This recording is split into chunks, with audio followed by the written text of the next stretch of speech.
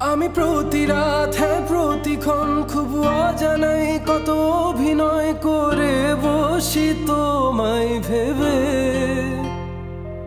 আমার অযথা সব লেখা গান সব শুনে মন করে উচ্চাতন, তুমি বোঝনি কেন আমাকে? তুমি বুঝনি আমি বলিনি, তুমি স্বপ্নতে কেন আসনি?